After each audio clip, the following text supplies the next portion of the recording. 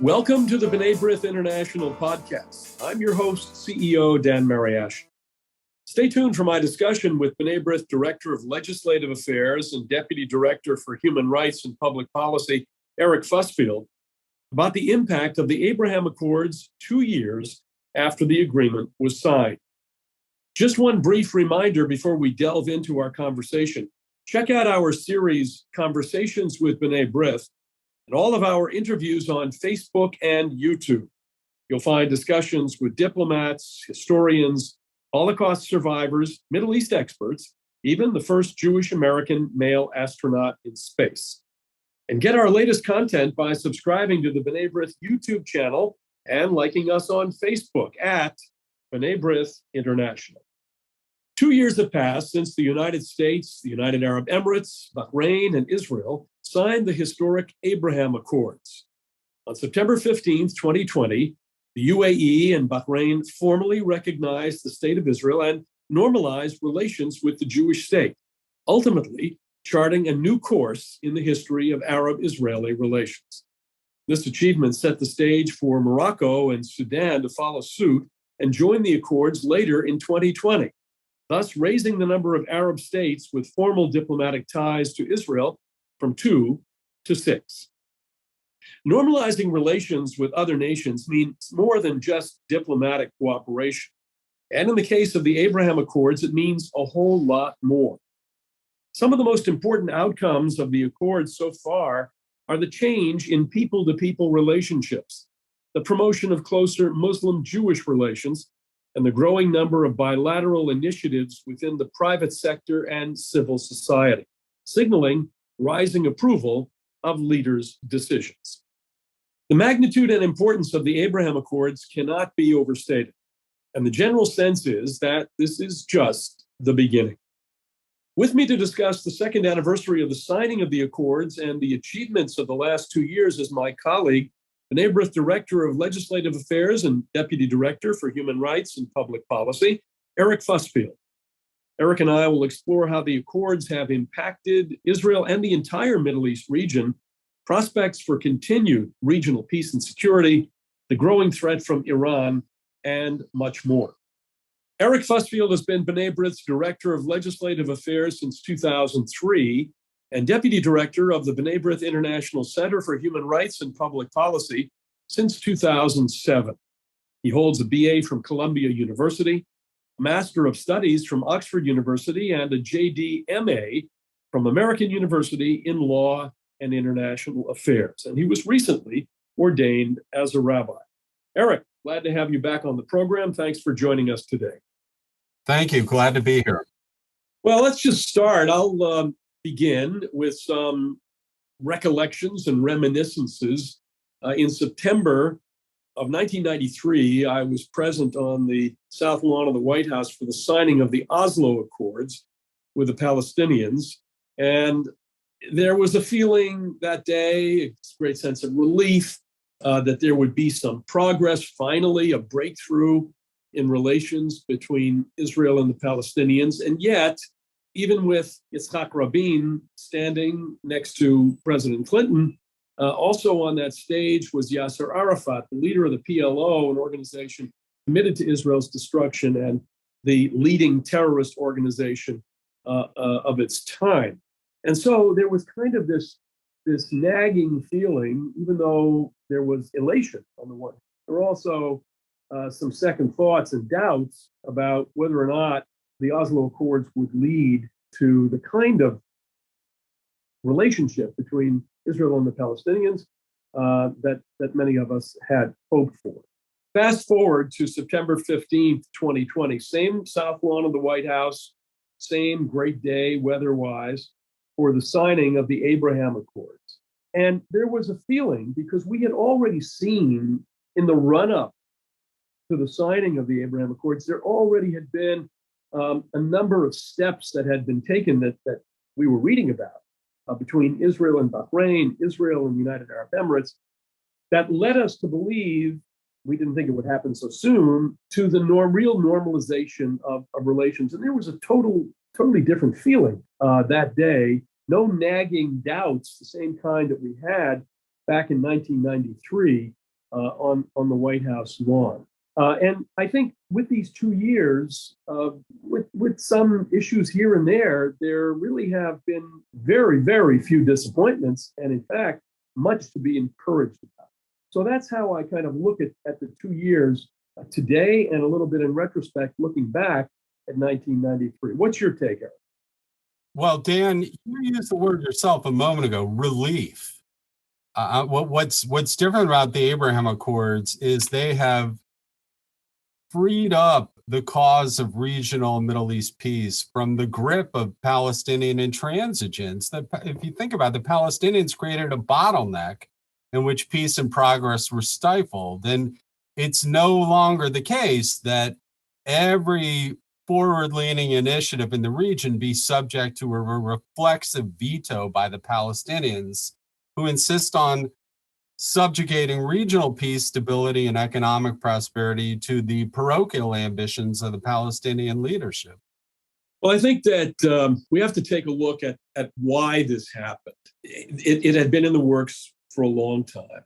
Clearly, the security threat posed by Iran, not only to Israel, but to the region, and particularly to the Gulf states, and in particular to the Emirates, to Bahrain, and to Saudi Arabia as well, that this kind of coming together of like-minded nations because of the threats posed by Iran clearly had a big impact on this, as Iran kind of barrels toward not only a nuclear weapon, but also as it pushes its own hegemonistic agenda in the region by backing various proxy armies, arming Hezbollah, Hamas, Iraqi proxies, Yemeni proxies. So there was the security dimension which brought folks together. Now, I don't think that the countries who signed here necessarily have abandoned the Palestinians, but they were not interested in waiting for the Palestinians. I mean, for decades, it all depended on the Palestinians. And in fact, many in the West bought into this idea that if you didn't have an agreement with the Palestinians, you couldn't have an agreement with the rest of the Arab world. That was impossible. There were some who were saying it could happen, particularly on the Israeli side, but not really many, if any, on the Arab side. And so I think that's what you have here, where you have a security dimension, an economic dimension, trade. I mean, taking a look at some of the agreements that have been signed just in the last couple of years that have produced a great amount of trade, particularly between Israel and the United Arab Emirates. And also another important issue here, another important dimension, which is that the Emirates and the Bahrainis, and by extension, the Moroccans who later came in, the Sudanese, were looking for a better and closer relationship with Washington. And this gave impetus to the U.S. being a signatory to this, being an impetus to this kind of multilateral relationship with the United States, so important to every country, of course, including Israel, but the other countries as well. Yeah, look at it this way. Bahrain, the UAE, Morocco, and Sudan, they got tired of waiting for the Palestinians to budge. These countries could sow $70 billion in new trade and investment over the next decade instead of continuing to invest in Palestinian waste and corruption. Peace, prosperity, stability, containing the Iranian threat, as you said, and other dangers. It's normal for countries to want these things. And this is the hope that the Abraham Accords provide. It got to a point where both Arab states and Israel became prepared to move forward with or without the Palestinians. Fortunately, they did. It's interesting. There actually had been kind of a dress rehearsal for this, and I think a lot of people forget this. Back in the 90s, in the early 90s, there had been the Madrid conference, which kind of got the peace process underway. But then, you had the Jordanian-Israeli peace treaty in 1994, extremely important. At that time, there had been a lot of interest. In fact, in Israel, in Tel Aviv, Bahrain, Qatar, Tunisia, Oman, and Morocco had all opened offices. They called them trade offices, trade representation, But that was kind of the nascent beginning of a diplomatic relationship. Then, when the two intifadas came into play, late 90s, early 2000s, those countries pulled back. And in their place, the Saudis had proposed, first it's called the FAD plan, then became the Saudi plan, which was the formula being that if Israel and the Palestinians could come to an agreement, that Israel would then be able to establish relations with the rest of the Arab world. A pretty ambitious promise, and there were many doubters, but it never happened anyway. So we went into kind of a cold freeze until we saw some activity again just before the signing of the Abraham Accords. Question is, this is now in place. Good economic relations are underway. Security agreements are being signed. Israel's defense minister, Benny Gantz, has been to Bahrain. Security officials from the other two countries, the Arab countries, have visited Israel. And those relationships are really now underway. The question is, where will this lead? And how far can this go, given the fact that we still have serious difficulties, chaos in the region? Iranian activity, it's hegemonistic activity, fomenting all of the issues right now as we speak. There have been negotiations to resume the JCPOA agreement with the Iranians on the nuclear issue, but the Iranians don't seem to care. They continue to stick fingers in everybody's eye.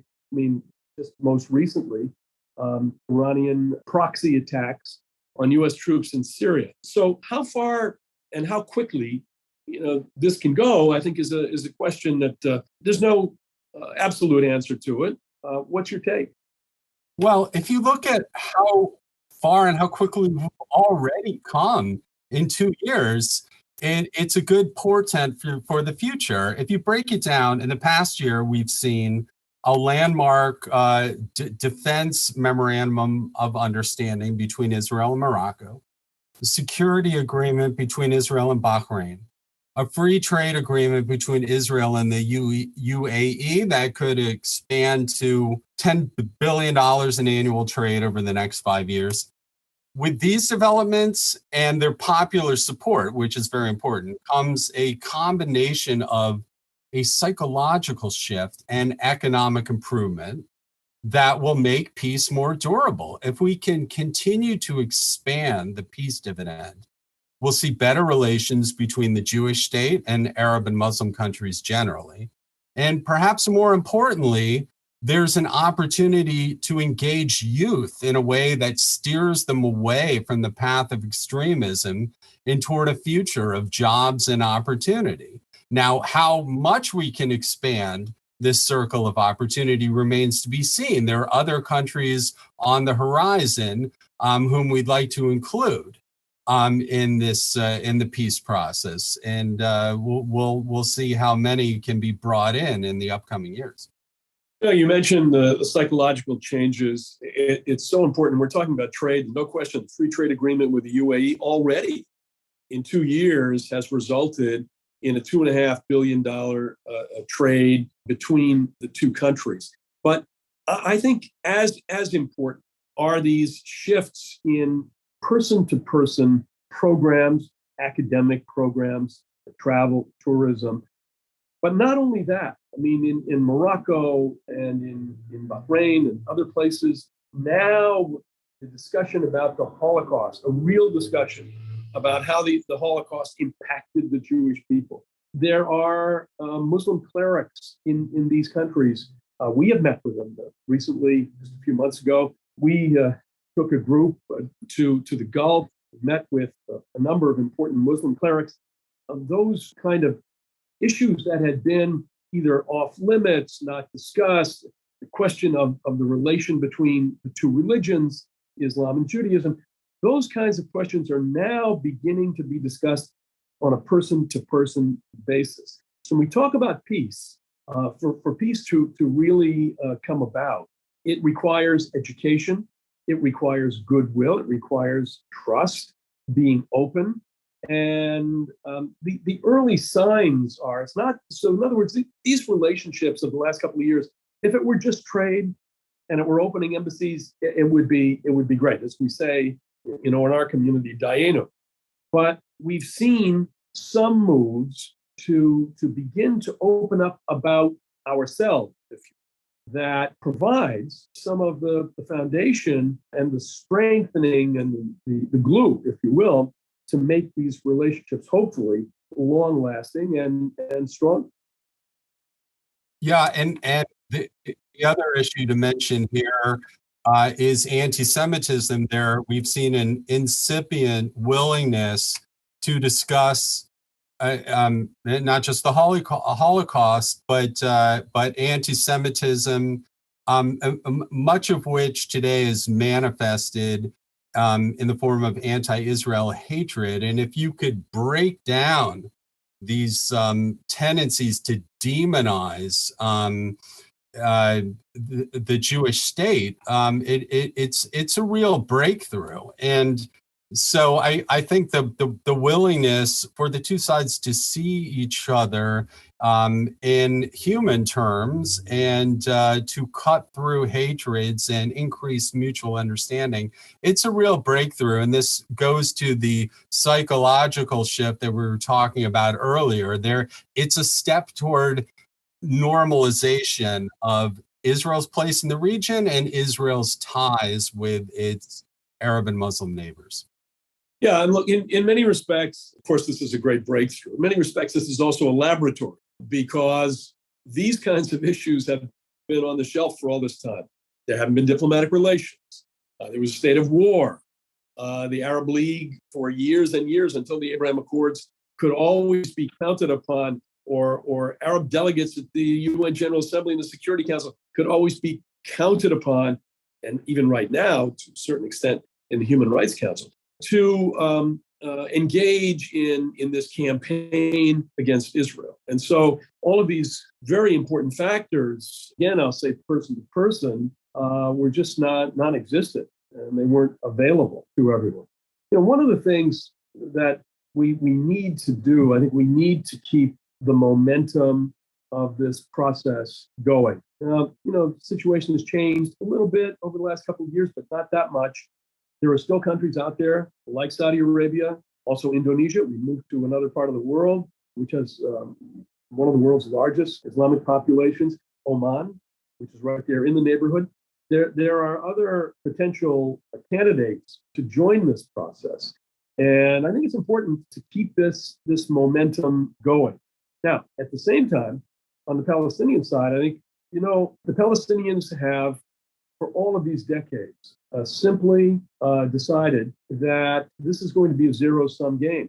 It's either going to be their way or the highway. We've had several major international attempts, whether it was at Camp David or Annapolis, the Kerry Initiative of some years ago. There various attempts to move the Israeli-Palestinian issue forward, and the Palestinians continue, and particularly at the UN, but not only at the UN, continue to act as if this were 40 years ago. And their demands, for example, right of return, not recognizing Israel as a Jewish state, those solidly entrenched positions send a message that they, and I say they, Palestinian Authority in this particular case, because Hamas seeks Israel's destruction in any case.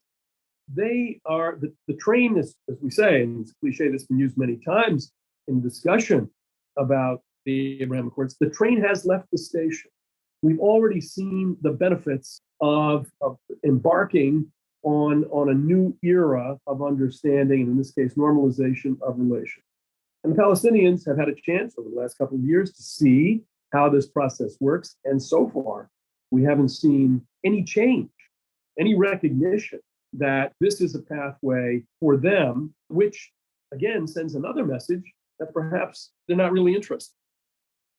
Well, one of the great benefits of the Abraham Accords is that it shows there is a price to be paid for intransigence.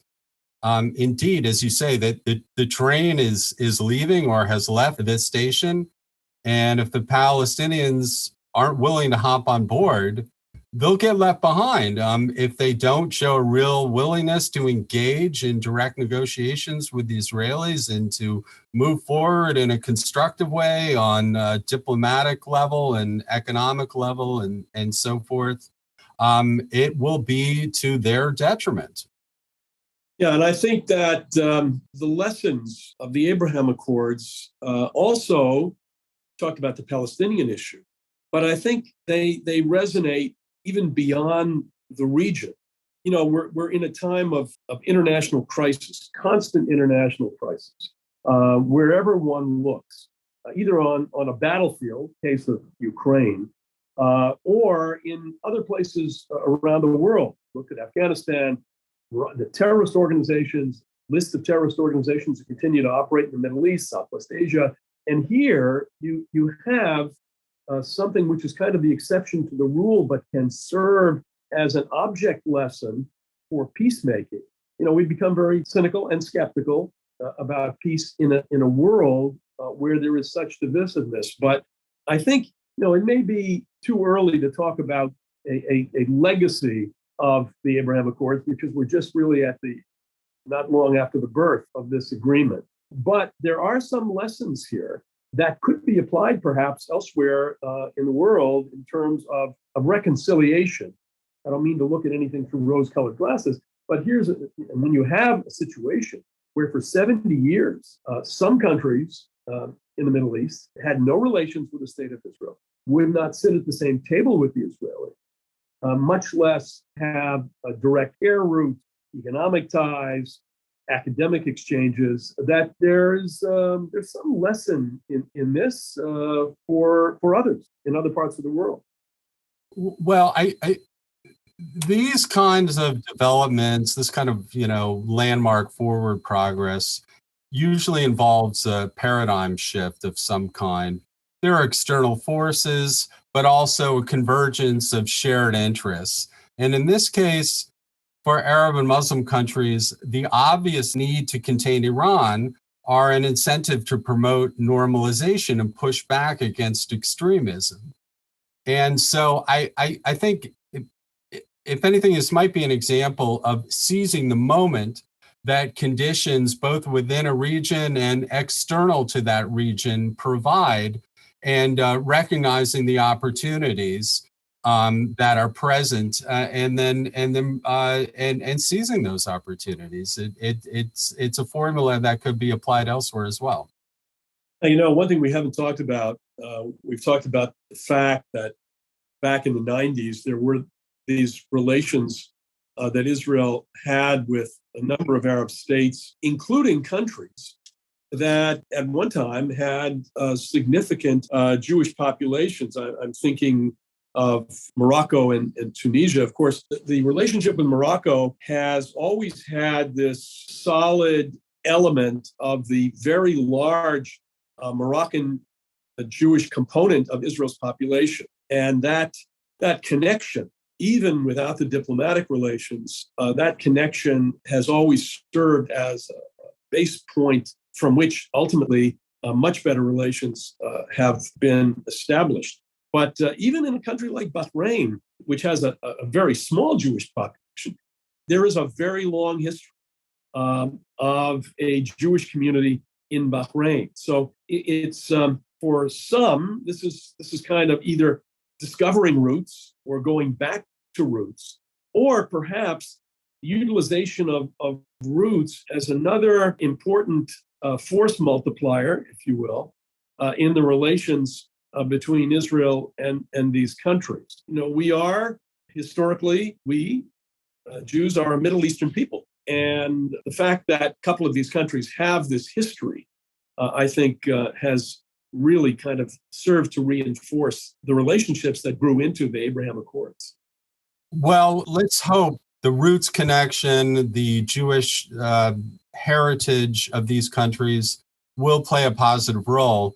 It really is incumbent upon these countries to embrace their Jewish heritage and recognize that Jews have really been a part of the history of that region for millennia. And unfortunately, there has been historically, since the mid-1900s, when Jews were forced to flee that region in large numbers, there's been a certain disdain, in some cases, outright contempt showed by regimes, autocratic regimes in these countries, toward Jews and other minorities. Now, we've talked about this opening up and shifting of attitudes and recognition of anti-Semitism as a problem, recognition that the Holocaust occurred, and at the same time, or shortly after the Holocaust, this flight or exodus of Jews from the Middle East and North Africa took place. If there's greater recognition of that and understanding of that, this could lead to the kind of embrace of the Jewish heritage of the region as a point of pride for these countries, the way that we have seen it unfold in Central and Eastern Europe. Poland, Romania, other countries in the region where Jews have also been there for centuries, and it's now becoming more commonly accepted that Jews are really part of the history of those countries and part of the cultural landscape there. So more growth in that direction would be welcome, and of course the fact that there's such a big Middle Eastern diaspora in Israel. It really opens up opportunities for tourism and increased commerce and more personal connections established. I'm glad you raised the issue of Jews from Arab countries, and I know that B'nai B'rith and you in particular have been extremely active on this issue. We're talking about over 800,000 Jews who fled, forced to flee the Arab world, somewhere between 1948, mid-1950s, and the history of Jews in the Middle East up until that period was one of great contributions, not only to our own Jewish history and Jewish heritage, but also to the countries themselves. And that brings back again the issue, the Palestinian issue, comes back again in this context. That it isn't only just the rejection of Israel, which we know about, and in the case of Hamas, it's seeking to destroy the state of Israel. But it's also a question of denying that Jewish connection to the land, to the Middle East, the inability and refusal of the Palestinians recognize Israel as a Jewish state. But not only that, I mean, the continued very anachronistic argumentation Palestinians use by saying that the Jews just came in after the Holocaust, and that's the entirety of the story. And to deny the Jewish place in the region and in the land has been one of the main reasons that we've not been able to move towards some kind of agreement there between Israel and the Palestinians. So I'm glad you raised it, and I'm glad that B'nai B'rith has played an important role in that process. So I think at this point, the remaining question really is, what are the next steps to expand the accords? And we've talked about Saudi Arabia, Indonesia, Oman. My sense is that the momentum will continue, but we need to have the United States deeply and actively engaged in this process because of the importance, and I would say the indispensability at this particular point, of a relationship in the region amongst our friends and allies, and including, of course, most importantly, the state of Israel.